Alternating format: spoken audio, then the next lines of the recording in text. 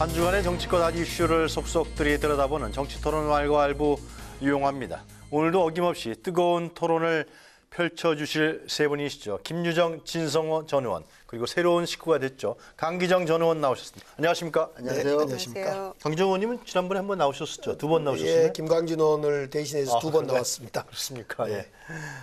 지역구가 광주시죠, 그죠? 광주 북구 갑에서 세 번 국회의원 했습니다. 알겠습니다. 자, 이번 주 추석 연휴가 끝나면서요, 여야 정치권은 본격적인 정기국회 일정에 들어갔습니다. 현안은 산적한데요. 갖가지 변수들로 여야가 치열하게 대립하고 있는 상황입니다. 이번 주 왈가왈부가 준비한 토론 주제는 무엇인지 첫 번째 주제부터 화면으로 먼저 만나보시도록 하겠습니다.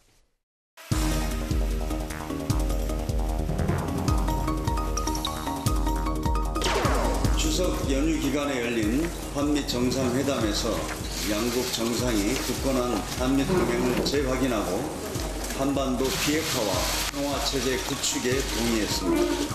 한반도의 평화를 위한 희망과 기대로 8천만 결의가 설레었던 추석이었습니다.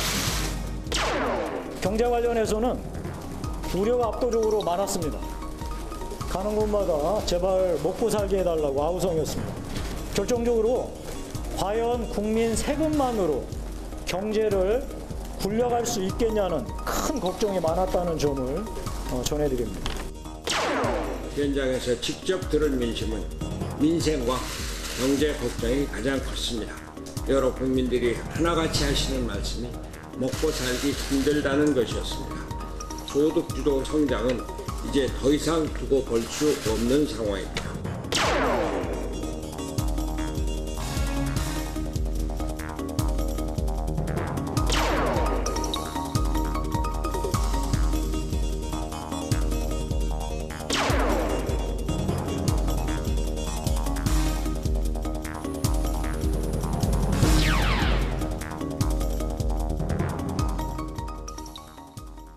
왈가왈부 오늘의 첫 번째 주제는 여야 추석 민심 동상이몽 정기국회 주도권 쟁탈전 본격화되나입니다. 추석 연휴를 마친 여야 정치권 일제히 이 추석 민심을 제대로 받들겠다 이렇게 다짐하고 있습니다. 하지만 추석 민심에 대해서는 여야가 해석이 좀 다른 것 같아요. 여당인 민주당은 추석 민심의 핵심 키워드로 평화를 내세운 반면에 야당은 경제를 내세우고 있습니다. 이처럼 각기 다른 여야의 해석 탓에 앞으로 진행될 대정부 질문과 국정감사에서 여야 간 대립이 불가피할 것이다. 이렇게 전망되고 있습니다. 먼저 세 분의 좀 민심 다 갔다 오셨죠? 부산이신가요? 저는 이번에는 서울에 있었습니다. 서울에 계셨고, 의원님 광주시고. 저 시댁에 다녀왔습니다. 원주에. 원주에 네. 강원도 갔다 오셨군요. 네. 의원님은 광주시고. 네, 광주에. 광주 얘기부터 얘기 좀 들어볼까요? 광주에서는 뭐라고 얘기를 하나요? 사실 이제 광주에 네. 추석 새로 온 사람들, 우리 이제 귀향객들은 서울에 집을 살까 말까 고민을 하고 있었어요. 마침 이제 9월 21일 9.21 부동산 공급 대책이 발표되다 보니까 네. 도대체 이 집을 사야 되냐 말아야 되냐 이런 고민들을 많이 하고 있고, 사실은 부동산 대책이 이제 우리 정부가 최근 들어서 이제 한 두 번 크게 발표하다 보니까 부동산에 대해서는 지켜보자 좀 숨고르기를 하고 있는 느낌이고요. 이제 이번 추석은 누가 뭐라 하더라도 문재인 대통령 백두산 간 뒷이야기, 네. 그리고 이제 한미 정상회담하러 3박 5일 뉴욕으로 날아간 이야기, 이런 얘기 때문에 뭐 다른 이야기는 다 그냥 죽었죠, 죽어. 네. 백두산 참 가보고 싶다. 중국으로만 갔는데 북한을 통해서 가고 싶다. 우리 땅 네. 밟고 가고 싶다. 이런 얘기부터 이제 있고, 저는 개인적으로는 BTS 방탄소년단의 그 우리 자신을 사랑하라라는 그 네. 6분, 7분짜리 짧은 연설, 이거에 대해서 저는 두 번, 세 번 이렇게 듣게 됐습니다. 네. 결국 이번 민심을 보면 지금 그대로 나타난 것 같아요. 문재인 대통령이 40%대로 추락했던 지지율이 추석 민심 과정에서 70% 후반으로 70%를 넘어서 버리는, 네. 다시 이런 것이 그대로 민심 아니었을까. 또 하나는 이제 그러면서 야당의 존재감, 반대를 위한 반대, 이런 것이 유독 사람들 속에 얘기됐고, 네. 저는 개인적으로 그런 이야기를 들었어요. 정치인들 여야를 떠나서 뛰차고 그 서울역 용산역 와서 인사하지 말고 평소 좀 해라. 저거 저 쇼 아니냐. 저 좀 그렇다. 매번 하는 거 아니에요, 근데? 저도 뭐 뛰차고 옛날 집행 지도부일 때는 갔는데 생각해 보니까 좀 어색하긴 하더라고요. 그래요? 알겠습니다. 원주 민심, 강원도 민심은 어땠습니까? 글쎄 뭐 시댁에서 전부치고 뭐 함께 일하고 하느라고 뭐 민심을 제대로 들을 그런 겨를은 사실은 없어요. 네. 그러니까 정치인들이 지역구에서 이제 추석 연휴 전에 이렇게 뭐 돌아보고 얘기 듣고 이러는 지역구원들은 뭐 민심이라고 전달하기도 하지만 이제 가족끼리 얘기하건 그다음에 추석 이제 명절 그 연휴 기간 동안에 뭐 친정에 통화하고 친구들 얘기 듣고 또 서울에 이제 또 동네 얘기 듣고 이런 얘기를 들어서 이제 종합해 보면 네. 사실은 뭐 여야가 엇갈리는 평가하고 거의 비슷한 것 같아요. 그러니까 잘한 것은 평화죠. 그거는 문재인 대통령이 추석 연휴 직전부터 18일부터 한 열흘 동안에 그냥 정말 쉴 새 없이 뛰어서 이루어낸 성과에 대한 평가는 사실은 뭐 그 정치적 성향을 떠나서 다들 인정하는 분위기고 거기에 대해서도 굉장히 감탄도 하고 또 감격하고 네. 그런 것은 마찬가지인 것 같아요. 그런데 이제 방점은 잘못한 부분이 어떤 것인가 그리고 실제 우리가 피부로 느끼는 게 어떤 것인가에 대한 것들은 또 비슷한 것 같아요. 그러니까 여야는 서로 잘한 것들 또 본인들에게 유리한 것들을 강조하는 분위기로 가는 게 추석 민심이다 이렇게 평가하고 있는 것 같고요. 한마디로. 그런데 기승전 아파트값 기승전 부동산 이렇게 가는 거는 피할 수 없는 공통의 분모인 것 같다는 생각을 했습니다. 특히 이제 또 뭐 서울 집값 얘기도 나옵니다만은 지방과의 격차 문제 더 굉장히 그 소외감이 커진 것 같고요. 그런 점에서 문재인 정부가 조금 더 신경 써야 될 부분은 지금부터가 시작이 아닌가 생각하고 그런 점에서 다음 주부터 시작되는 대정부 질문 네. 국정감사 뭐 한두 달이 정말 이 피 튀기는 그야말로 여야 전쟁이 시작이 될 텐데 여당이 잘 하지 않으면 네. 굉장히 수세에 몰릴 수도 있겠다.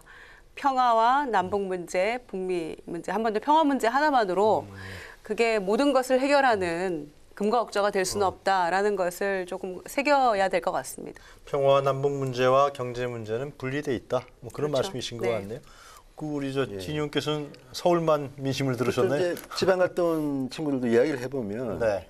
근데 이 추석 민심을 정치가들이 전할 때는 그렇게 전합니다. 그러니까 뭐 손학규 대표나 뭐 이쪽 김용대 사무총장은 경제 이야기하고 또 여당에서는 평화 이야기하는데 그런데 문제는 그 민심이라는 것이 네. 평화 이런 이야기를 하지는 않습니다. 그리고 또 하나는 경제 실정 이야기하지 않습니다. 그냥 네. 우리 주변에 누군가가 지금 직업이 없고 백수다. 너무 어렵다. 생활이 어렵다. 이런 이야기를 하고 아니면 지금 두 분 말씀처럼 한 신문의 그 헤드라인이 그겁니다. 처음부터 부동산, 끝까지 부동산. 그러니까 이번 부동산 정책도 있지만 부동산 때문에 집값이 올랐다, 떨어졌다. 이 네. 화제는 특히 30, 40대는 엄청나게 이게 화제입니다. 그러니까 다른 건 관심 없고 관악구에 집 산 집도 제가 들어보니까 저도 들었는데 1억 5천 올랐다. 그러니까 강남만 오른 게 아닙니다. 서울은 지금 전방위적으로 다 올랐는데 그러니까 관악구에 뭐 조그만 아파트 살 때 바보같이 그걸 왜 사냐. 사업 투자지 그랬는데 사업 투자한 사람은 지금 손해받고 1억 5천 얼마 만에 올랐다는 겁니다. 반면에 부산도 해운대구나 몇 군데만 지금 연제구 같은 몇 군데만 오르고 나머지는 지금 내려가고 있다는 겁니다. 집값이. 그러니까 이런 데 대한 불만이 있고 또 하나는 역시 이제 평화 이야기를 하면 저는 문재인 대통령이 참 운이 좋은 거는 사실 이번에 남북 정상회담이 아니었다면 이번 추석 밥상에서는 경제 문제가 굉장히 화두였을 텐데 어쨌든 미디어가 미국에 간 문재인 대통령을 비추기 때문에 이게 뭐 그 말씀하시는 분들은 사실 뭐 남북 평화 이런 이야기 하는 게 아닙니다. 네. 대통령이 지금 유엔 연설을 하시네. 뭐 또는 뭐 등등 이야기하고 지금 아까 말씀하신 것처럼 백두산 올라갔던 필름들 같은 것들이 2박 3일 동안 생중계됐기 때문에 그런 걸 갖다 재미있게 얘기하는데 특히 이제 나이 드신 분들은 오히려 젊은 분보다는 나이 드신 분들이 북한에 대한 관심이 좀 많았던 것 같고 이런 것들이 자연스럽게 이제 밥상머리에 오르면서 문재인 대통령의 지지율이 떨어지다가 어쨌든 간에 급반등한 거는 좀 현실로 인정할 수밖에 없는 것이고 그런 점에서 유원회 후보자라든지 이런 분들도 네. 운이 좋았는데 근데 이거는 좀 더 지켜봐야 됩니다. 왜냐하면 그 대통령의 평양 방문으로 인해서 사실 국민들이 굉장히 많은 관심이 그걸로 쏠리는 네. 게 사실이기 때문에 지금 잠복해 있는 거지 그렇다고 해서 경제 문제가 해결됐다든지 유원회 후보자의 문제가 해결된 게 아닙니다. 그러니까 제가 볼 때는 이제 내일 모레 다음 주부터 이제 대정부 질문 국정감사 시작되면 터질 거는 터지고 또 뭐 잘한 거는 잘한 대로 평가받는 건데 어쨌든 여든 야든 이번에는 굉장히 뜨거운 추석이었다. 네. 다만 아전인수격으로도 해석하지만 결국 국민들이 저는 한 달 내에 아마 결정을 해드릴 겁니다. 뭐 어떤 게 중요한 건지. 그러니까 좀 더 기다려봐. 뭐냐면 대통령의 방북도 제가 볼 때는 후반부에 우리도 토론하겠지만 지금 트럼프 대통령 하는 이야기 이런 걸 들어보면 진전운전이 있었던 것 같습니다. 그렇지만 어떤 결정이 나냐에 따라 가지고 또 이제 민심이 바뀔 수도 있고 그러면 그때 가봐야 되는데 어쨌든 그래서 저는 제일 중요한 거는 경제 문제다. 이 문제는 우리가 우습게 보면 안 되는 게 이거는 국민들의 삶에 관한 거기 때문에 이걸 잘 핸들링하지 못하면 지금 뭐 남북 문제에 대해서 문재인 대통령이 참 잘하셨지만 이것도 경제 문제로 다시 또 뒤집힐 수 있기 때문에 좀 더 지켜봐야 될 것 같다는 생각이 듭니다. 그러니까 남북 문제라든가 평화 문제 이 부분은 문 대통령의 상당한 그 성과에 대해서 국민들이 인정하고 또 지지율도 반등했지만 지금 말씀하신 대로 경제 문제, 뭐 고용 문제라든가 최저임금 인상 문제, 자영업자 문제 이런 부분들은 지금 현 정부한테 상당히 난관이 있는 거 아니냐 그런 지적들이신 것 같은데. 일단 민심을 정확히 보면 50%대 이하로 떨어졌던 국정 지지율, 문재인 대통령 국정 지지율이 다시 70%로 오른 것은 분명히 나이 드신 분들 또 평화의 문제를 긍정적으로 바라보신 분들이 적극 지지해 줬기 때문에 올랐던 건 맞습니다. 그렇다고 하여 그러면 다른 재민생 경제의 문제에 대해서 그럼 여전히 그 전혀 진척이 없었냐? 그렇지 않다고 봅니다. 일단은 평화의 문제를 경제의 문제와 연동시킬 줄 안 사람은 연동시키기 시작했다는 겁니다. 북한의 남북 평화의 문제가 열리게 되면 철도 도로가 깔리고 어떤 백두산 관광이 깔리고 여러 아무튼 관광과 경제가 깔린다는 것을 아는 사람들은 알기 시작했다는 거고요. 그것이 기본이 됐고 최저임금 문제를 야당이 주로 이제 제기를 많이 했고 급격히 오른 최저임금 문제를 얘기했습니다만 이것도 우리 민주당이 주도해서 원래는 20년까지 1만 원 목표로 했는데 이걸 임기 내에 1만 원, 2022년까지 1만 원 속도 조절을 좀 하면서 이것도 역시 중소기업과 자영업 관계자들한테 좀 마음을 돌린 것도 있는 것 같고요. 결국 이제 일자리 문제인 겁니다. 소득주도 성장론으로 대표되는 일자리 문제인데 이건 이제 사실은 우리 경제라는 것이 뭐 어느 날 갑자기 이렇게 좋아지겠습니까? 일자리야말로 이제 혁신성장론이라든가 소득주도 성장 또 공정경제론 이런 것이 종합되어서 체질 개선도 좀 해보고 조금 봐야 될 것 같아요. 오히려 지금 최대 고민은 제가 볼 때는 이 금리 문제인 것 같아요. 금리요. 미국 금리가 세 차례 걸치 0.75%를 오르면서 우리하고 이제 격차가 많이 나기 시작한데 그러면 한국에 투자했던 자본이 혹시 빠져나가지 않을까? 우리도 금리를 올리고 싶은데 저 금리를 올리자니 가계부채 이 1,300조, 1,500조에 되는 이 가계부채 이거 사실 이명박 박근혜 정부가 맨날 빚내서 집 사라 해서 경기 부양책 했던 것이 지금 그 정책이 잘못되어서 그대로 지금 금리 정책을 못 쓰는 이거 최대 우리 정부의 우리 당의 고민 아닌가 싶어져요. 네, 그런 점에서 이 금리 문제만 지혜롭게 잘 처리하면 제가 볼 때는 평화의 문제나 경제의 문제가 순조롭게 잘 연착륙되지 않겠나 이렇게 보여집니다. 그러니까 제가 지금 들어보면 지금 강기정 의원님 말씀하신 게 이번 정기국회하고 국감 때 상당히 불꽃 튀는 논쟁이 될 것 같아요. 그런데 문제는 경제는 결과로 이야기해야 되는 겁니다. 그러니까 잘 될 것이다. 그러니까 부동산 정책만 하더라도 지금 굉장히 장밋빛 말씀하셨는데 지난번에 그 김현미 장관이 발표하지 않았습니까? 부동산 공급 정책을 이야기했는데 그것 때문에 또 난리가 난 겁니다. 왜냐하면 일단 서울 지역에 보면 아니 박원순 시장하고 협의도 거의 끝난 것 같지도 않고 또 박원순 시장이 여기다가 성동구치소 자리에 뭐 문화시설 한다 그래가지고 박수 쳤는데 거기다가 아파트를 짓겠다고 지역 주민들이 지금 난리가 났습니다. 게다가 경기도는 이재명 지사는 따로 지금 나름대로 정부가 오케이 중앙정부 알아서 하시오. 나는 내가 하겠다 그래가지고 지금 다시 또 뭐가 어긋나고 있습니다. 그리고 공급처도 지금 몇 군데라고 이야기하지만 딱 못 부러지게 말 못하는 것이 중앙정부와 지방정부가 협조한다고 한 게 문재인 정부 아닌가. 그런데 지금 보니까 전혀 협조가 잘 안 되고 있고 또 심지어는 집값이 떨어진 곳에 아파트를 짓겠다는 것도 있고 그러니까 도대체가 지금 이게 부동산 잡겠다고 정책을 내기 위한 정책인지 현실만 고민한 건지 이런 게 그런데 또 하나는 지금 강기정 의원님은 북한 경협 문제를 이야기하지만 유엔 제재가 풀리지 않으면 경협에는 한계가 있습니다. 뭐 나무 심어주고 하는 건 될 수 있지만 경협은 본질적으로 힘든 것이고 또 하나는 북한 그 경협이 우리나라 경제를 살릴 거라는 그런 거는 솔직히 제가 볼 때는 좀 아닌 것 같은 게 이미 지금 북한은 3조 5천억이라는 차관도 지금 안 갖고 있습니다. 그러니까 지금 이게 경제라는 거는 믿음, 신뢰가 있어야 되는데 지금 북한이라는 나라와 우리나라의 그동안의 관계는 신뢰가 깨진 데다가 지금 금강산 관광 이야기 하지만 그것도 아니 대한민국 관광객이 총알이 맞아 죽지 않았습니까? 그런 것 때문에 그만둔 거지. 우리가 뭐 그만두고 싶어 그만둔 게 아닙니다. 그러니까 이런 것들에 대해서 해결이 돼야 된다. 또 하나 경제는 저는 그 방법이 있어 문제. 저는 뭐 문재인 정부도 대한민국 경제 잘 돌아가게 하고 싶고 일자리 많이 만들고 싶은 건 저는 인정합니다. 진정성을 인정하는 게 아니라 그 방법이 민주당식 방법이 옳으냐, 자유한국당식 방법이 옳으냐인데 민간에 활력을 줘가지고 일자리를 만들고 그래서 이제 한다는 이 방법하고 지금 저기는 소득주도 성장이라는 건데 물론 저도 그 의미만 보면 뭐 이해할 만합니다만 현실에서 그게 통하지 않지 않습니까? 그러니까 저는 지금 문재인 정부가 지금 조금 뭐 경제를 좀 수정하고는 있지만 좀 더 과감하게 수정하시라. 아니 인터넷 은행 하나 만드는데 그렇게 시간 끌고 내부에서 싸움질하면 어떻게 국민이 경제의 신뢰성을 믿고 투자를 하겠습니까? 저는 우리나라의 지금 경제 문제는 외국, 일본, 지금 미국 경제 난리 났으면 너무 좋아 금리 올리는 거 아닙니까? 근데 우리나라는 그거하고 다른 겁니다, 지금. 심지어 이 총리는 뭐 국회 대정부 질문에 답변할 때 부동산 때문에 금리 인상할 수도 있다는 듯한 표현 썼다가 하면 난리가 난 적이 있습니다. 이런 것들은 경제에 대해서 목표는 진정성은 제가 이야기했지만 방법은 조금 더 고민해라. 저는 능력의 문제인데 여기에 대해서 좀 국민들이 상당히 많이 의심을 품고 있다는 걸 갖다 저는 말씀드립니다. 김희정 의원님은 좀 이따 말씀하시죠. 얘기 많을 것 같은데. 평화가 밥이다, 평화가 경제다. 이건 맞는 얘기라고 생각합니다. 그리고 거시적인 관점에서 봤을 때 우리가 지향해야 될 목표라고 생각을 하고요.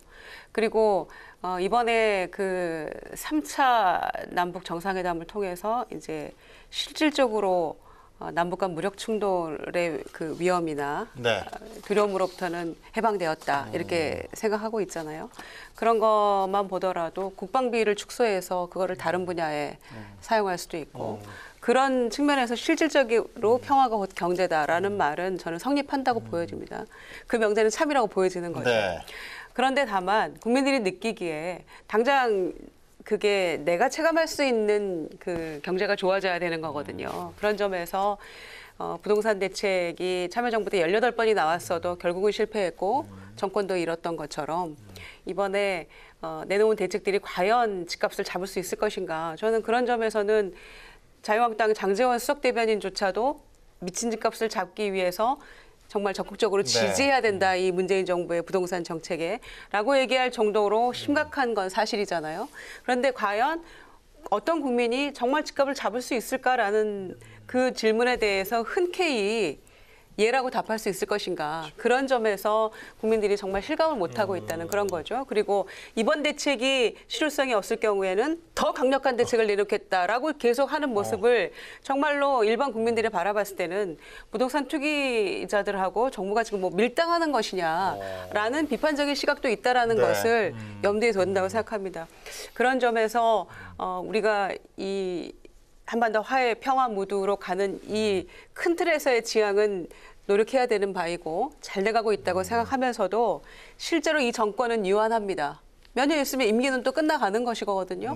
그런데 그 동안에 정말 국민들이 체감할 수 있는 어떤 이 경제가 나아지고 내가 먹고 사는 일 걱정 없이 갈 수 있을 것인가라는 그 부분에 국민들이 만약에 다시 생각을 한다면 그것은 어찌 될지 모르겠어요. 그런 어떤 그 희망 섞인 비전이 보이지 않기 때문에 이런 상황이 지속된다라고 한다면 또 어떻게 민심이 돌변할지 모르는 거죠. 이 얘기 강기정 의원님 말씀 듣고 다른 주제로 넘어가죠. 이제 원래 경협의 문제는 뭐 관광이든 경협이든 또 다른 북한 경제와 남한 경제가 이렇게 합해지는 이런 발전의 과정은 결국은 비핵화와 뭐 평화협정까지 나아가는 평화로운 한반도를 전제로 하는 거기 때문에 금강산 같은 이런 사고가 다시 생기는 걸 전제하지 않는 걸 얘기하는 거라고 생각하고요.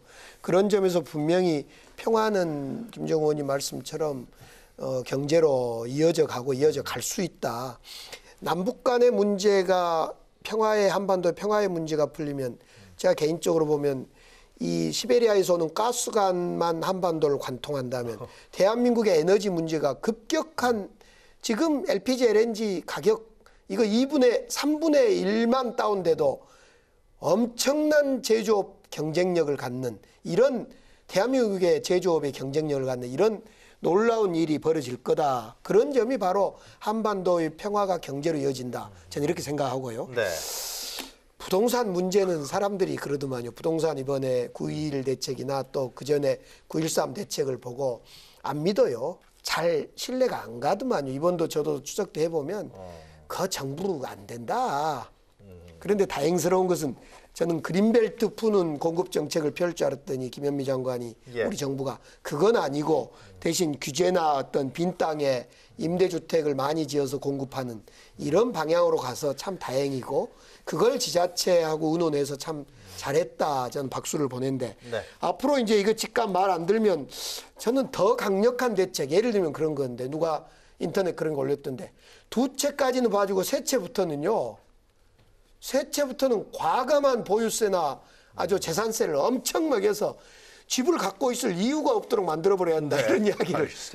그 이번 국감이나 정기국회에서 지금 말씀하신 이런 경제 현안에 대한 논쟁 외에도 지금 심재철 의원 문건 문제라든가 우리 의원 후보자는 이제 뭐 지금 대통령이 다시 또 발송했습니다마는 유은혜 교육부 장관, 교육부총리 문제 이 문제가 또 논의될 것 같은데요. 어떻게 보십니까? 그러니까 심재철 의원의 경우는 추석 연휴 직전에 이제 그 국회의원회관에 그 심의원 의원실을 갖다가 압수수색을 하는 바람에 네. 난리가 났습니다. 처음에 이제 김영태 사무총장이 제가 듣기는 가장 먼저 뛰어와가지고 다 불러 막아 뭐 그러니까 왜냐하면 원래 이게 국회의원 누구든 간에 뭐 야당일수록 특히 잘하는데 민주당이 그런 걸 참 잘합니다. 그러니까 어쨌든 이유를 모르겠으나 이런 것들은 국회의원의 어떤 그 표현의 자유를 갖다 억압하는 것이다. 그래서 이제 네. 국회의원들 뭐 다 가고 막 그랬는데 근데 문제는 이겁니다. 이게 두 가지 측면에서 볼 수 있는데 하나는 이제 심재철 의원이 이 정보를 입수하는 과정에 대한 이제 합법성 문제가 있고 두 번째는 그 합법성을 떠나서 갖고 있는 그 콘텐츠의 폭발력입니다. 그런데 다른 건 제가 잘 모르겠지만 어쨌든 그게 이제 이 기재부에 관한 것이지만 청와대, 대법원 뭐 등등에서 우리나라의 가장 강력한 그 권리를 행사하는 기관의 이 업무 추진비 현황이 나온 겁니다. 그런데 뭐 다른 거는 청와대 해명을 믿는다 하더라도 예. 제가 이해 안 되는 거는 아니 저도 그 광화문에서 근무를 할 때 참 돈이 웬만하면 가지 못하는 식당 그 입구에 평창도로라는 입구에 보면 드레 땡땡땡이라는 게 있고 또 한 번 가면 저녁에 제일 싼 스시 코스가 12만 원인 거기도 뭐 그래서 우리는 점심 때 먹습니다. 너무 비싸서 뭐 스시 땡이 있습니다. 점심 때는 얼마예요? 점심 때는 한 8만 원, 그래요? 6만 원, 8만 원 정도 하는 걸 알고 있다. 그런데 어쨌든 그런 데서 식사를 한 겁니다. 그런데 문제는 청와대 해명이 조금 더 기가 막힌 게 뭐 외국 정상 등등등과 식사를 계획되는 것이 같다고 하는데 외국 정상이 몇 번 왔으면 또는 외국 정상을 수행하고 온 분들을 과연 청와대의 비서관이나 행정관들이 굳이 그런 데 가서 먹어야 되는 저는 이해가 안 되게 저도 국회의원 시절에 일본 외무성 초청으로 가보고 했지만 그때 일본 정부는요 국회의원이라 하더라도 우리나라 돈으로 3만 원 정도 밥을 사줍니다. 그리고 또 하나는 밤늦게 왜 무슨 와인바 무슨 이런 이름이 있는 주점에서 네. 회의를 합니까? 아니 청와대에서 회의할 수도 있는 거 아닙니까? 아니면 다른 데도 있는데 왜 굳이 물론 뭐 저 이해는 합니다. 뭐 문연 식당에서 그렇다는데 제가 알기로는 강북에 24시간 하는 설렁탕 이런 거 많습니다. 네. 굳이 그런 데서 했어야 되냐? 그러니까 이런 거에 대해서는 국민들의 여론도 뭐 심재철 의원 비판도 저는 많은 것 같습니다. 그런데 반대로 청와대 그 내용을 보면서 이렇게 해야 되느냐? 네. 이 무슨 청와대가 무슨 맛있는 밥집 가라고 만든 건 아니잖아요. 알겠습니다. 이런 비판에 대해서는 조금 사과도 하고 그렇지만 억울하다. 우리 이렇게 열심히 했다는 걸 얘기하면 되는데 너무 그 청와대는 우리는 잘못한 거 없다는 듯이 그렇게 나오는 거 있지 않습니까? 저는 그런 태도는 알겠습니다. 좀 오만하게 보인다. 이런 생각이 좀 김정은 듭니다. 의원님 어떻게 보셨어요? 이게 무슨 일인가 했어요. 예. 명절 연휴 전에. 그래서 이게 웬 의원실 압수수색인가 다들 의아했죠. 그리고 또 심재철 의원이 전반기 국회 부의장을 지내셨잖아요. 그렇죠. 그런데 이제 무슨 일로 국회 내에서 사무실 압수수색까지 벌어지나 명절 연휴 전에. 그래서 이제 자유한국당은 야당 탄압이다. 대정부 투쟁하겠다. 지금 이렇게 하고 있는 것인데 그 내용을 보니까 이제 예산 정보를 유출을 한 거죠. 그런데 그것이 과연 불법인지 아닌지에 논란이 있는 것이고 다운로드 받았다 우리는 정식 통로를 통해서 그러면서 청와대 등을 포함해서 37기관의 예산 정보와 관련된 거를 수십만 건을 이제 40만 다운 받은 건이 거고 나왔더라고요. 그리고 이제 그 중에서도 유출도 하고 이런 거죠. 그러니까 그 예산 정보 유출의 불법이냐 합법이냐 이 논란은 서로 지금 고소고발이 맞물려 있는 상태이기 때문에 검찰에서 저는 법적으로 판단하면 된다고 생각하는 겁니다. 네. 그런데 이제 문제는 여기 완전히 여야가 지금 난투극으로 이게 가고 있는 거죠. 그러니까 심재철 의원 대 청와대, 네. 또 심재철 의원 대 기재부. 또 서로 맞고서 하고 김동연 부총리 무고 혐의로 고소하고 또 거기는 심재철 의원실의 보좌관과 또 의원을 고발하고 그리고 또 여야끼리 민주당과 자유한국당은 또 이제 여야 또 이 극한 투쟁으로 가고 있는 이런 상황이어서 정말 이 정기국회가 심란하다 한마디로 그러네요. 그런 생각이 들고요. 그리고 이제 서로 너무 이제 팽팽하게 맞서고 있는 거죠. 거기에 더해서 과연 이게 명절 전에 압수수색까지 해서 할 일이냐. 그리고 이제 문희상 의장에게까지 이제 불독이 튄 거죠. 의장이 이거는 허용을 해야만 의원실은 압수수색 하는 건데 다 알고 있지 않았냐라고 또 몰려가서 항의를 하니까 이석기 전 의원도 하지 않았냐라면서 또 사실은 한국당 입장에서는 그건 너무 이제 터무니없는 예를 든 거라고 생각하는 거죠. 그리고 객관적으로 봐서도 이석기 의원 상황하고 이 심재철 의원실의 압수수색 건을 동일선상에서 놓고 보기에는 조금 무리한 측면이 있다.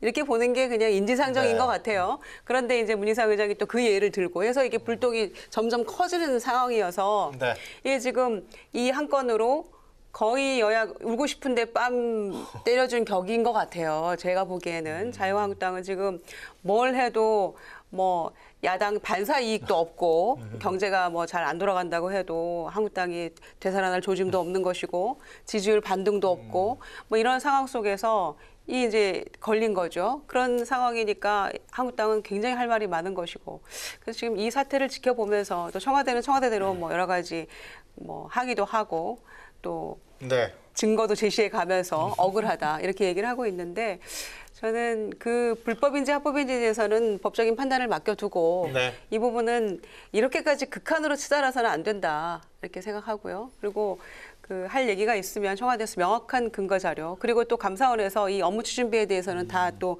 조사한다고 하니까 과연 맞는 것인지 지금 특활비 업무 추진비 다 이 부분에 대해서 없애기도 하고 지난 이 여름에 가장 뜨거웠던 그런 쟁점이었는데 청와대에서도 아마 이 부분에 대해서 100% 정말 명백하게 잘못이 없는 것인지에 대해서도 감사원 감사 받으면서 네. 좀 국민적 의혹을 불식시키는 게 청와대 설명을 해도 좀 석연치 않은 구석이 있는 건 사실이거든요. 그래서 그 부분을 좀 그렇게 합리적으로 좀 풀어나갔으면 좋겠는데 완전히 만인의 투쟁으로 지금 이게 사태가 번져가고 있는 모습이어서 볼썽사납다. 알겠습니다. 네, 그렇게 예. 생각합니다. 강의님 하신 말씀 없으세요?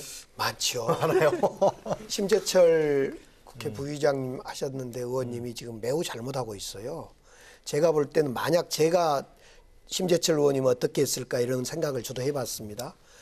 우연히 어떠다가 방문이 열려서 그 물건을 나머지 물건을 훔쳐왔다고 합시다. 네. 그러면 물건을 보고 훔쳐올 때는 거의 도둑인지 어쩐지 몰랐다 하더라도 바로 기재부에 달라가면 주고 나서 국정감사를 위해서 업무 추진비 자료 일체를 내놔라. 청와대 거 각 부처. 이러면 줄 수밖에 없는 거 아닙니까? 네. 국회가 예산 심의를 하고 감사를 하겠다는데 자료를 안 줍니까? 특히 업무 추진비는 주게 돼 있습니다. 지금 심재철 의원이 접속했다는 디브레인이라는 재정 분석 시스템 그 저희들도 했습니다. 저도 국회에 있을 때 제가 예결위 간사를 하면서 예결위 간사뿐만 아니라 저희들도 접근을 했는데 볼 수는 있었습니다. 등급이 있어서. 근데 거기에서 그렇게 자료를 훔쳐올 수는 없습니다. 다운로드를 받아서. 백페이스를 스페이스 몇 번 누르니까 쫙 나왔다는 뭐 그건 이제 검찰에서 백페이스를 눌러서 된 건지 해킹을 한 건지 알 수가 없는 거예요? 아니면 어떤 방법을 했는지는 지금 뭐 입장이 다른데 네. 어떻든 국회의원이 다운받을 수 없는 걸 다운받았습니다. 그 관리가 미숙했든 해킹을 했든 그러면 그것은 달라 그러면 주고 나서 요청을 했어야지 맞다. 근데 이 가져온 자료를 가지고 또 이제 막 팔아먹어요. 세일즈를 해먹어요. 막 뭐. 근데 세일즈 한 거에 다 지금 청와대 2번에 걸쳐 심재철 의원이 뭐 야밤에 썼고 어쨌다 하니까 청와대에서는 그거 아니다 하는데 이거 100%는 아직 확인이 안 되고 있습니다만은 네. 심재철 의원 이야기가 다 틀리지 않습니까? 예를 들면 오늘 뭐 실명까지 백원우, 윤건영, 송인배 하면서 청와대 직원이 회의비를 받았다. 어떻게 청와대 직원이 자기 회의 들어갔는데 회의비를 300만 원, 400만 원 받냐. 근데 확인해 보니까 청와대 직원인 윤건영, 백원우가 아니라 네. 이번에는 인사청문회가 인수위원회가 없다 보니까 작년 5월 9일 이후에 한 2달 동안 민간인 신분으로 도와준 거에 대한 회의비 개념으로 15만 원씩 해서 뭐 21차례 그래서 한 300만 원, 315만 원 줬다는 거 아닙니까? 이거 막 거의 제가 그 자료를 봤는데 심재철 의원은 확정적으로 보도자료를 내요. 우리 국회의원이 어떤 자료 낼 때 의혹 그렇게 냈거든요. 무슨 뭐 예를 들면 백원 의원이 315만 원 청와대 직원이면서 회의를 받는 의혹 이렇게 내야 되는데 어디 하나 의혹이 아니라 그냥 확정. 이건 심재철 의원 처벌받습니다. 또 하나는 뭐 평창 올림픽에서 미장원 관련된 거에 3건 썼다. 근데 청와대 의견 들어보니까 알고 봤더니 경호원들이 하도 추워서 목욕비 5,500원짜리 12명이 목욕했다는 거 아닙니까? 네. 또 뭐 문화산업에 뭐 몇 건 썼다. 알고 보니까 1987 영화 볼 때 쓴 거다. 그래서 이건 심재철 의원님이 지금이라도 네. 이렇게 정치화 시키지 말고 정치쟁점. 지금 야당이나 심재철 의원이 할 일이 없으니까 이것 가지고 막 계속 정쟁화 시킨대 그러지 마시고요. 알겠습니다. 돌려주고 예. 업무 추진비 새로 받으세요. 그러면 됩니다. 알겠습니다. 근데 이제 지금 말씀하신 게 판례를 좀 볼 네. 필요가 있는데요. 자, 간단하게 과거에도 하시죠. 예, 네. 돌아가신 노회찬 의원이 이제 삼성 엑스파일 터뜨릴 때도 불법이 없습니다. 그래서 살 처벌도 받았지만, 그런데 그 내용에 대해서는 국민들은 박수를 쳤습니다. 네. 두 번째, 그 지금 말씀하신 것처럼 저는 지금 하는 그 해명 중에서 그 목욕탕 같다든지 좀 이런 부분 저는 개인적으로 이해가 갑니다. 솔직히 말해서. 그러니까 이 청와대 직원들이 그렇게 뭐 엉망진창 쓴 것 같지는 제가 봐도 아닙니다. 그리고 몇 가지 해명은 제가 뭐 일리가 있는데 모든 것이 다 이해가 가는 건 아닌 게 아무리 청와대 직원들이 그렇게 배경 설명을 해도 국민 눈높이에서 한번 봅시다. 알겠습니다. 아니 10시, 11시에 와인바에서 회의를 하고 이런 것들을 그래요? 일반 국민들이 이해하겠습니까? 스시 땡, 드릴게요. 스시 땡, 네. 뭐 드 땡땡땡 이런 데서 2,000번을 썼다는 거 아니면 크림 카드를. 근데 2억 2천만 원이란 말이에요. 한 번에 한 11만 원이에요.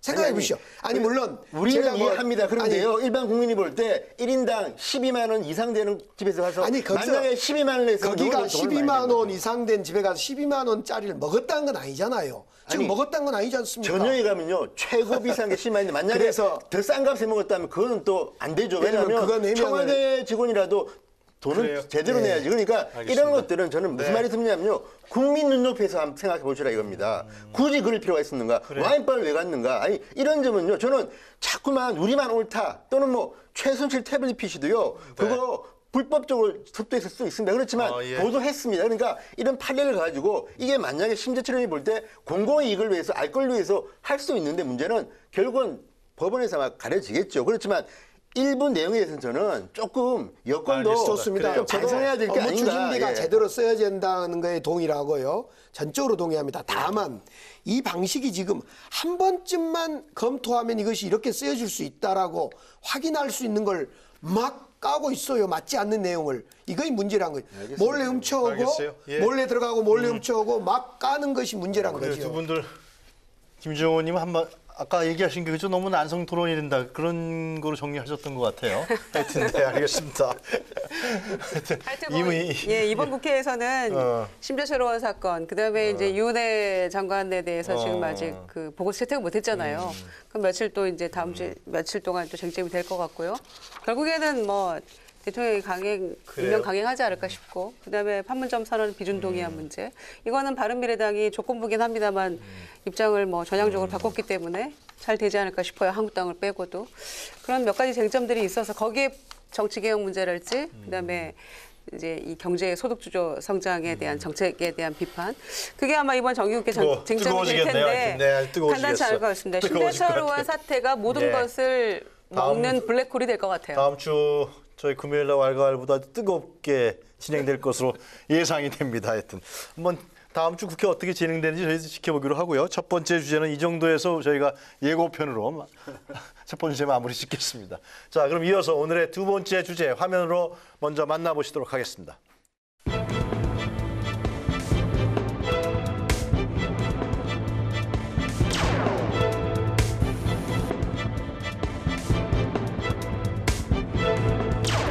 전 세계가 한반도의 평화의 시대가 열리기를 진정으로 바라고 있습니다. 우리 민주당은 한반도 비핵화와 평화 체제를 지지하는 정당들과 함께 공동 대응과 실천에 적극 나서겠습니다. 문재인 정권은 평화 안보만 외치되면은 모든 것이 다 해결되는 것처럼 오늘 보도하고 있습니다. 북한의 완전한 핵폐기를 통한 진정한 한반도 평화, 자유한국당이 추구하는 그런 현실입니다. 지난 판문점 선언에 대해서 바른미래당이 선결의안 후 비준 문제를 주장한 바가 있습니다. 한반도 비핵화 문제에 대해서 작금의 상황에 대한 인식을 공유하고 당의 입장을 정하도록 하겠습니다.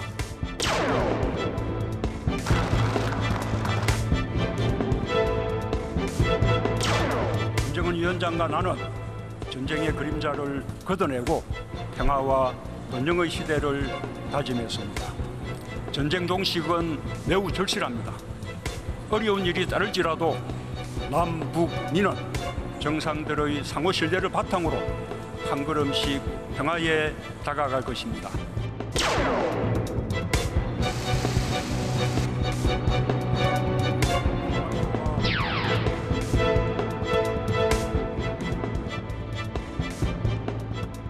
네, 왈가왈부 두 번째 주제는 새 국면 맞은 한반도 정세, 되돌릴 수 없는 평화 찾아올까입니다.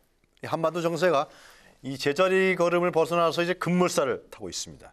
평양 남북 정상회담과 유엔 총회가 계기가 된 뉴욕 한미 정상회담으로 북미 간 공식 대화가 재개됐고요. 또 한 차례 무산됐던 이 폼페이오 장관의 4차 방북이 성사되면서 북미 정상회담 논의는 물론이고 북미 간의 빅딜 논의도 한층 속도가 붙을 것으로 예상되고 있습니다. 무엇보다 북미 간 비핵화 협상이 교착 상태에서 벗어나서 진전을 이루기까지 문재인 대통령의 외교가 큰 역할을 했다는 평가가 나오고 있습니다. 세 분은 전체적으로 어떻게 보시는지 한번 얘기를 들어보도록 하겠습니다.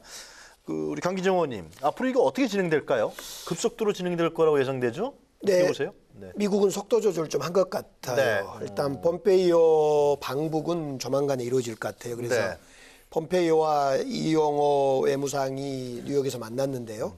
그 속에서 이제 또 깊은 이야기를 한 것 같습니다. 그래서 사실상 조율이 끝나서 폼페이오 국무장관이 10월 안에 김정은과 만나서 더 구체적인 약속을 받아서 사실상 정리는 다 끝내고 그러고 나서 트럼프와 김정은의 2차 정상회담이 열리지 않겠냐는데 트럼프 입장에서도 11월 6일 미국의 중간선거에 자칫하면 이거 한반도 문제를 이용해 선거에 이용하지 않냐 이런 비판도 있고 그래서 뒤로 좀 미룬 것 같습니다. 또 하나는 실제로 이번에 11월 6일 트럼프의 중간평가가 공화당이 지고 민주당이 이기는 쪽으로 하원이나 상원이나 그러면 트럼프 입장에서는 다시 한번 동력을 만들어서 뭔가 이벤트를 만들어내야 되는데 그걸 선거 전에 미국의 중간평가 11월 6일 중간평가 전에 쓰는 게 아니라 선거 끝나고 11월 중순경에 한반도의 비핵화와 어떤 종전선언 문제를 11월 중순경에 터뜨리려고 트럼프는 감춰두지 않을까. 그래서 11월 중하순에 2차 북미 정상회담을 열지 않겠는가. 네. 그런 정도로 볼 때 애초에는 11월 6일 그 중간평가 전에 트럼프와 김정은의 2차 정상회담을 예견했는데 좀 뒤로 미뤄질 것 같아요. 그러나 미뤄주는 어쨌든 올해 안에 종전선언과 비핵화에 대한 상당한 되돌릴 수 없는 진전은 있을 것 같습니다. 한반도에 엄청난 지형 변화가 예상된다. 뭐 그런 말씀이신 네. 것 같은데 진 의원도 그렇게 보세요? 근데 저는 이제 어떻게 될지는 잘 모르겠습니다만 어쨌든 대통령께서 추석 연휴 동안에 뉴욕을 가서 그렇게 네. 노력한 거에 대해서는 저도 뭐 수고 많이 하셨다는 생각이 들고요. 근데 문제는 미국 현재 반응을 보면 좀 불확실하다는 생각이 듭니다. 왜냐하면 일단 문재인 대통령은 가능하면 김정은 위원장의 말을 많이 전했습니다. 전했고 유엔 연설에서조차도 그 네. 종전선언에 대해서 강한 이제 의지를 피력했는데 문제는 지금 트럼프 대통령에 대한 미국의 평가와 세계의 평가가 별로 좋지 않다는 겁니다. 대표적인 사례가 문 대통령, 뭐 아베 총리 전부 다 유엔 연설을 했습니다. 그런데 문제는 트럼프 대통령도 연설을 했는데 트럼프 대통령이 연설할 때 그때 뭐 전 세계 매스컴을 그 뜨겁게 수놓은 그 영상이 있지 않습니까? 비웃은 겁니다, 사람들이. 그러니까 트럼프 대통령이 25일 날 유엔 연설을 하면서 그 세계 정상들, 외교관들 앞에서 자, 세계가 직면한 위협을 내가 해결했다. 나는 내 앞선 지도자보다 훨씬 더 많은 지적을 갖고 있다는 이야기를 할 때 갑자기 비웃음이 터지고 웃음소리가 나왔는데 나중에 트럼프 대통령이 내가 조크했고 다 같이 웃었다는데 워싱턴 포스트를 비롯해서 전부 다 그렇게 쓰지 않습니다. 세계에서 트럼프를 보는 시각입니다. 그러니까 지금 트럼프 대통령은 중간 선거도 중요하지만 공화당에서도 민주당에서도 지금 트럼프 대통령에 대해서는 비판적인 시각이 있습니다. 특히 이제 미국의 NYT나 그러니까 워싱턴 포스트 같은 언론들이 이 문제에 대해서 걱정하는 게 많은 게 너무 트럼프 대통령의 말이 바뀌는 겁니다, 지금. 그리고 또 하나는 뭐 아베 총리 앞에서 뭐 보였다는 거 아닙니까? 뭐 편지도 보여주고, 어우, 정말 아름다운 뭐 편지 도대체 몇 개를 받았는지 잘 모르겠지만 뭐 나올 때마다 사흘 전에 편지 받았다 뭐 이야기하는데 내용은 알 수 없지만 트럼프 대통령이 점점 더 중간 선거를 앞두고 좀 뭐랄까 자기를 자랑하는 그런 제스처는 하지만 실질적으로 진도 나가는 이야기는 좀 안 하고 있습니다. 심지어는 폼페이오 장관 같은 경우도 내가 북한 갈 가능성이 높다고는 하지만 그 전에 오스트리아 빈에서 실무회담을 하라는 거 아닙니까? 그런데 빈이 어떤 곳입니까? IAEA 그 사찰을 하는 기구가 있는 곳입니다. 그러니까 지금 뭐 일설에는 만약에 트럼프 대통령이 김정은을 만난다면 빈에서 만날 가능성이 높다는 보도가 나오는데 그렇다면 지금 미국은 나름대로 북한으로부터 이제 메시지를 받고 핵 사찰에 대한 어떤 확약을 받고 싶어 하는 것 같은데 과연 북한이 그렇게 응할지 그러니까 지금으로 봐서는 어쨌든 문 대통령으로 인해서 그동안에 이제 고착화됐던 관계가 상당히 진도가 나는 건 저는 사실이라고 봅니다. 그리고 문재인 대통령으로 인해서 트럼프도 빌미를 하나 받은 겁니다. 그런데 문제는 미국은 의회와 언론이 강한 나라입니다. 대통령보다. 그러다 보면 미국 의회를 갖다가 설득할 만한 뭔가가 있어야 되는데 지금 트럼프 대통령이 말만 봐가지고는 과연 그런 게 있는 건지 정말 김정은이 약속한 게 있는 건지 그렇지만 진도는 많이 나간 건 맞는 것 같습니다. 그래서 저는 11월 아마 10월 달까지는 폼페이오 장관 이야기 들어보면 10월 달에 만난다는 것은 거의 불가능한 것 같고 11월 이후가 될 텐데 11월 이후에도 과연 언제쯤 만날지에 대해서는 미국 언론들도 뭐 예상을 못하고 있는 거 보면 조금 저는 이 관계가 조금 더 지켜봐야 될 것 같다는 생각이 좀 듭니다. 북미 간의 문제가 해결되기는 쉽지 않을 것 같다. 아니, 쉽지 않을 가능성이 높습니다. 그래요? 그렇게 보세요? 김정은 의원님 어떻게 보세요? 트럼프 대통령이 문재인 대통령에게 최고 수석 협상가 역할을 해달라 북한과 미국에 그런 주문을 했었죠. 이번에 그 역할을 저는 톡톡히 해냈다고 생각합니다. 그래서 이 북미 간의 비핵화 대화가 완전히 교착 상태에 빠져 있던 것을 다시 시작하게 되는 어떤 그 기회를 만들었다 이렇게 생각하고요. 또 이 한국 정부의 이런 역할이 없었다고 하면은 이 상황이 언제까지 이어질지는 알 수 없었던 그런 것이라는 점에서 상당히 큰 역할을 했다. 그리고 역대 우리나라 대통령이 참석한 유엔 총회에서 이토록 주목받던 유엔 총회는 없었다 이렇게 평가하고요. 그리고 두 번째는 문재인 대통령이 이제 그런 역할과 연해서 연설을 포함해서 특히 이제 그 트럼프를 비롯한 그 주변에 이 보수층이 있잖아요. 그래서 북한의 비핵화 의지에 대해 상당히 불신하고 있는 그런 전문가들을 설득하기 위해서 상당히 노력했다는 것. 거기에서 좀 상당히 높이 평가하고 싶어요. 그래서 일부러 인터뷰도 이 보수 매체인 폭스뉴스하고 인터뷰하면서 실제로 김정은의 어떤 그런 상황을 굉장히 잘 전달을 했다는 점에서 좀 평가하고 싶은 것이 김정은 위원장의 말을 전하면서 세계가 나의 이런 노력에도 불구하고 비핵화 의지에 대해서 불신하고 있다는 걸 알고 있다. 그런데 내가 그 약속을 지키지 않으면은 그 미국으로부터 다가올 그 이후에 어떤 보복이나 이런 것들을 어떻게 내가 감당하려고 그렇게 하겠느냐라는 김정은 위원장의 얘기를 전한 것은 저는 상당히 설득력 있는 그런 모습이었다. 이렇게 그런 점에서 좀 평가를 하고 싶고요. 그리고 이 폼페이오 사찰 방북은 이제 기정사실화 되는 거잖아요. 그래서 그와 연동돼서 2차 북미 정상회담도 뭐 누구나 기대하고 있는 그런 것이고 그래서 막혀있던 어떤 숨통이 조금 트이면서 저는 상당히 진전이 보일 것이다. 다만 이번 유엔 총회에서 뭐 한미 정상이나 이렇게 이 회담을 통해서 그 드러난 사실은 미국이 뭐 볼튼 보좌관 통해서 뭐 1년 내에 비핵화해야 된다, 또 2021년까지 해야 된다 이러면서 자꾸 시한을 정했었는데 그게 현실적으로 불가능하다는 것은 누구나 알고 있는 사실이었기 때문에 이번에 미국이 뭐 시간표를 정해놓고 뭐 하지 않겠다라고 하는 점은 그러면서 또 대북 제재에 대해서 계속하겠다는 의지를 밝힌 것은 어떤 점에서는 상당히 조금 이 비핵화에 대한 것을 좀 현실을 받아들이면서 상당히 유연하게 가려는 그런 모습이다. 저는 이렇게 좀 생각하고요. 네. 그리고 막 시간 정해놓고 이렇게 하는 것들이 아까 강 의원님 말씀하신 것처럼 중간선거 앞두고 상당히 초조하고 조급한 모습을 보이는 것 아닌가라는 그런 그 우려로부터 조금 불식시키려는 그런 트럼프의 의지가 담겨 있다 이렇게 생각하고요. 그런 점에서 북미 정상회담 뭐 판문점이냐 서울이냐 워싱턴이냐 이런 얘기 나옵니다만은 어찌됐건 이루어지면서 우리가 지금 예측할 수 없는 트럼프와 김정은이라는 이 유례 없는 지도자의 어떤 성격과 이 정치력에서 보듯이 상당히 저는 조금 좋은 쪽으로 갈 것 같다. 그리고 그 귀결은 뭐 연내 종전 선언이랄지 이런 것들로 조금씩 결과가 나오지 않을까 생각하고요. 네. 하나 덧붙이자면은 문재인 대통령이 우리가 이제 지난 시간에 아쉬워했던 점이 있었잖아요. 그러니까 그 상응할 만한 어떤 조치를 취했을 때 뭐 연변 핵시설 연구 폐기하겠다라는 김정은 위원장이 얘기를 했었는데 그 상응하는 조치가 무엇인가에 대한 설명을 구체적으로 이번에 처음 했잖아요. 종전선언이다. 네. 종전선언 아니요. 그러니까 이 제재 완화뿐만이 아니고 그 상응하는 조치라는 것은 뭐 남북 간의 교류가 될 수도 있는 것이고 그다음에 경제 교류나 또 문화 예술적인 교류가 될 수도 있는 것이 그런 어떤 구체적인 예들을 몇 가지 들어서 단순히 대북 제재 완화에 국한시키지 않고 상응하는 조치가 무엇인가를 좀 구체적으로 상세하게 설명함으로써 좀 납득시키려고 했다는 네. 것.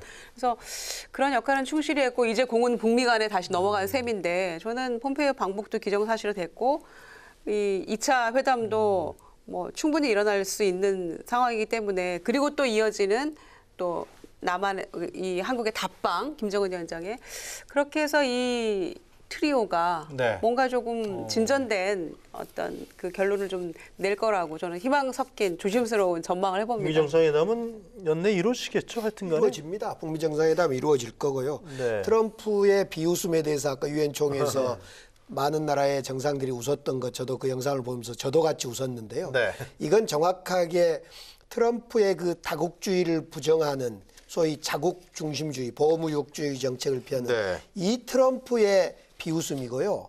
트럼프가 한반도 정책을 펴고 있는 이 평화 정책은 아베로부터 또 많은 나라로부터 박수를 받았다 이렇게 좀 구별해야 될 것 같아요. 지금 사실은 우리에게는 정말 중요한 것이 뭐냐면 아까 말씀하셨듯이 언론과 미국의 언론과 이 의회가 중요할 거 아닙니까? 의회가 민주당이 11월 6일 중간선거에서 압승을 하든 공화당이 설령 지키든 의회가 중요해서 그래서 우리 이해찬 당대표가 있는 대한민국 민주당이 추미애 전 대표를 중심으로 특사단을 곧 보냅니다. 그래서 이 대한민국의 우리 민주당 국회가 미국의 의회를 이제 만나줘야 됩니다. 그래서 적어도 미국의 민주당은 한반도 평화 정책에 대해서 찬성하는 입장이었으니까 그동안 이제 공화당과 보수층을 설득했다면 이번 기회에 이제 다수당이 될 승리할 가능성이 매우 높은 민주당을 설득하는 이런 우리 민주당의 특사단 이건 매우 중요할 것 같아요.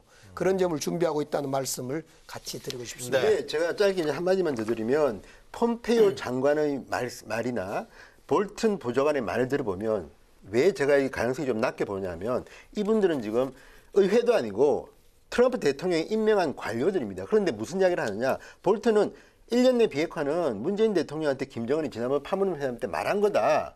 원칙입니다. 두 번째, 폼페이오 장관은 진전했다. 그런데 문제는 뭐냐면 비핵화할 때까지는 제재 안 푼다. 제재 때문에 지금 김정은이 저렇게 하는 거다는 건데 지금 상응하는 조치에 대해서 많은 이제 분석들이 나오는데 종전선언도 있지만 지금 그 서방 언론들은 제재 완화, 지금 말씀하신 제재 완화나 제재 해제가 사실은 김정은이 원하는 걸지도 모릅니다. 왜냐하면 당장 제재를 풀어야지 지금 말씀하신 경협이나 이런 것들이 가는데 그렇기 때문에 미국의 국무장관과 국가안보 보좌관조차도 이렇게 원칙을 내세우고 있는 데서 김정은이 만약에 양보를 하겠느냐. 저는 만약에 김정은 위원장이 정말 이 정도 선에서 양보를 하고 한다면 저는 발전이라고 보고 정말 우리나라를 위해서 좋은 일이 벌어지는 건데 지금까지 나온 걸 봐서는 김정은은 마지막까지 양보하지 않을 가능성이 높다. 그래서 올해 만난다 하더라도 저는 흔쾌히 모든 사람들이 서방이 인정하는 글로벌 스탠드 인정하는 비핵화가 보장되지 않으면 트럼프 대통령도 그거 아닙니까? 2년이든 3년이든 상관없다. 비핵화 이건 이제 시간 싸움 안 하겠다는 거는 예. 이 3년 내로 하라는 이야기가 아니라 이 협상은 이제 장기전 들어간다. 제대로 하라는 거기 때문에 이거는 좀 더 두고 봐야 되고. 그런데 미국 측에서요. 예. 계속해서 예를 들면 자기 입장을 굽히지 않으면 우리 한국은 어떻게 해야 돼요?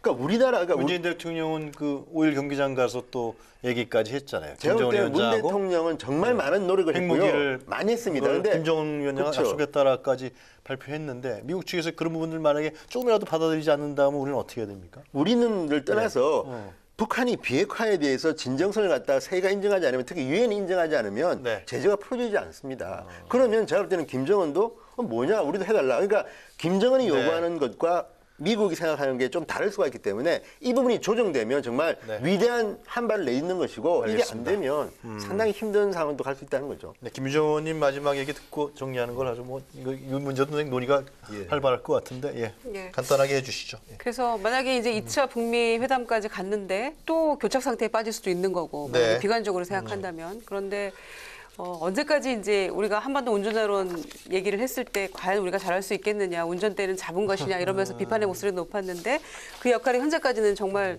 놀라울 정도로 해오고 있는 거잖아요, 한국 정부가. 그런 점에서는 앞으로도 뭐 역할이 있을 거라고 생각합니다만 계속 이런 상황 교착과 그다음에 조금 다시 풀리는 상황이 반복되면 네. 사실 국민의 피로도는 높아집니다.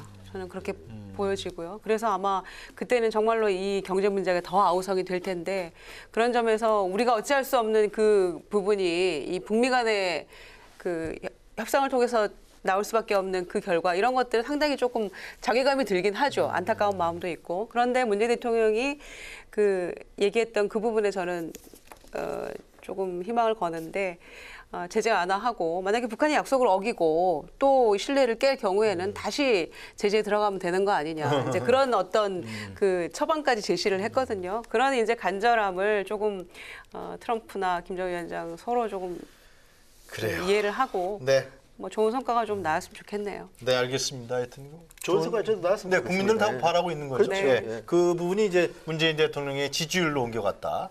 그렇게 우리가 평가할 수 있을 것 같습니다. 자, 토크 마무리하기 전에요. 이번 주에 사진 한 컷 보도록 하겠습니다. 자, 오늘 강기정 새로운 예. 19대 강기정 의원님 사진 한 컷. 네, 저거 지금 아베와 트럼프가 만났을 때 뉴욕에서 자랑친 거거든요. 네. 예, 트럼프가 호주머니 속에서 윗주머니에서 빼서 아베한테 너 이거 알아 뭔지 그랬던 건데 지금 6번 친서가 왔어. 6월 1일 날 김영철 부위원장이 미국 방문했을 때, 그다음에 네. 7월 6, 7일 날 폼페이오 국무장관이 방북했을 때, 그다음에 8월 1일 날 미군 유해 55구와 함께 또 친서가 갔고, 9월 5일 날 우리 특사가 북한에 갔다 와서 또 친서가 갔고, 9월 10일 날 확인이 잘 안 됐는데 남북 정상회담 우리 발표되기 직전에 또 편지가 간 것 같아요, 그 트럼프에게. 그리고 이번에 저 지금 자랑친 9월 26일 날 역사적 편지라고 하면서 아베에게 자랑한 편지. 네. 이 편지가 친서가 단순한 친서가 아니라 한반도를 지금 냉전을 녹이는 편지라는 점에서 오늘의 한 사진으로 잡아봤습니다. 네, 알겠습니다. 자, 다음 사진 한 컷 보도록 하겠습니다. 김유정 전 의원의 사진 한 컷 보도록 하겠습니다. 네, 유엔 총회장에 데뷔한 뉴질랜드 총리의 3개월 된 딸입니다. 퍼스트 베이비라고 부르던데요. 딸 이름이 니브인데 지금 안고 있는 사람이 이제 뉴질랜드 아던 총리 네. 부군이죠. 그래서 이 육아 문제 때문에 이 총리 남편은 휴직계를 내고 지금 육아에 전념하고 있고 그리고 이제 이번 유엔 총회에도 함께 왔다는 거죠. 네. 함께 왔는데 이유가 이 아던 총리가 모유 수유를 하고 있기 때문에 불가피하게 함께 올 수밖에 없었다. 그리고 이제 유엔 사무국에서는 특별 뭐 출입증까지 해서 뭐 퍼스트 베이비라고 적은 출입증까지 발급해줬다고 하는데 그 모습 보면서 모두가 정말 엄마 미소, 아빠 미소를 짓게 하는 그 아기의 모습이었어요. 그리고 조금 전까지 함께 있던 엄마가 이제 연설하는 모습을 보고 있는 장면이었는데 멀고도 참 남의 나라 얘기 같은 생각이 들었어요. 그리고 과연 우리 국회의 현실은 어떤가 생각도 네. 했고요. 그러니까 우리나라에서는 지금 그 현역 국회의원이 출산한 경우가 지금 요번에 아마 자유한국당 신보라 의원이 처음이라고 들었어요. 네. 지금 출산휴가 들어갔는데 네. 신보라 의원이 과연 이제 아기를 안고 저렇게 국회 본회의장에 올 수 있을 환경이 되는가 우리는 그런 생각이 한번 동시에 떠올랐고요. 우리가 여성의 지위가 굉장히 높아졌다고는 해도 아직도 저 사진을 보면서 아직은 남의 나라 일 같다, 우리 일 같지 않다 이런 생각도 드는데 총리를 위해서 남편이 육아휴직 낼 수 있고 그다음에 또 아이와 함께 유엔 총회장 또는 뭐 본회의장 EU 국가들도 굉장히 그런 사진 많았잖아요. 그런 날이 대한민국 국회 본회의장에서도 조만간 좀 이루어지는 모습을 보고 싶습니다. 알겠습니다. 자, 진성호 전 의원의 사진 한 컷 보도록 하겠습니다. 자, 이제 심재철 의원이 의원총회장에 앉아 있는 모습입니다. 저게 이제 심재철 의원의 폭로 때문에 긴급 소집된 의원총회입니다. 그런데 앞에서 말씀을 많이 드렸기 때문에 이 말씀을 좀 드리고 싶습니다. 뭐냐면 이번에 청와대의 심야 텍사스바에서 업무의 물음표가 이제 한 신문사의 헤드라인 중에 하나인데 그게 무슨 뜻이냐면 저는 지금 청와대 행정관이나 비서관들이 열심히 일하는 건 사실인 것 같습니다. 그리고 또 하나는 이분들 입장에서는 우리 열심히 하다가 그럴 수도 있는 거 아니냐고 항명할 수도 있는데 문제는 국민 눈높이에서 한번 생각해 보시라 이겁니다. 아무리 내가 훌륭한 일을 하고 있고 열심히 일한다 하더라도 일반 국민 눈높이에서 이런 집에서 밥 먹는 것을 정말 인정할까? 또 두 번째는 이것 가지고 지금 또 다른 논쟁이 붙었는데 52시간 근무 논쟁입니다. 그러니까 물론 청와대에서는 그렇게 이야기했습니다. 24시간 근무 365일 근무한다고 했지만 자 그렇다면 일반 직장은 하면 안 되느냐. 청와대만 중요한 일을 하느냐. 일반 기업도 마찬가지다. 우리도 365일 24시간 일하고 싶다. 판공비 써가면서 그러니까 이게 지금 저는 이 논쟁은 저는 알겠습니다. 중요하다고 보는 이유가 아니 이 도덕성이나 저는 이런 정당성을 의심하는 게 아니라 만약 그렇다면 52시간 근무에 대해서 한번 논쟁이 날 겁니다. 그러니까 저는 청와대 직원들도 52시간 일하시라고 저는 권고하고 싶습니다. 알겠습니다. 청와대가 그렇게 일해야지 국민들이 일하는 거지 이렇게 업무에 과로하면 되겠습니까? 저는 이 문제는 지금 굉장히 계속해서 논쟁이 되고 있는데 저는 심재철 의원의 의도와는 상관없이 지금 이 문제들은 여러 가지로 갈려가 지금 논쟁이 벌어지고 있기 때문에 알겠습니다. 한번 지켜볼 필요가 있을 것 같습니다. 그래요. 심재철 의원의 예산 정보 유출 논란이 이제 여야 간 정명 충돌 양상으로 번지고 있습니다. 제1야당인 자유한국당이 이 대정부 투쟁을 선언하면서 이 의사 일정에도 빨간불이 켜져버렸는데요. 이 정기국회가 2라운드로 접어들면서 이 대정부 질문을 비롯해 국정감사 등 굵직굵직한 일정들을 앞두고 있습니다. 어떤 현안들을 조정하고 또 합의하면서 국민의 이해를 대변해 나갈지 그 기대를 한번 해보도록 하겠습니다. 정치토론 왈가왈부 오늘은 여기까지입니다. 오늘 세 분 고생하셨습니다. 감사합니다. 저희는 다음 주 금요일 이 시간에 다시 찾아뵙겠습니다. 시간 잘 공무원은 상관없어. 관계 없어.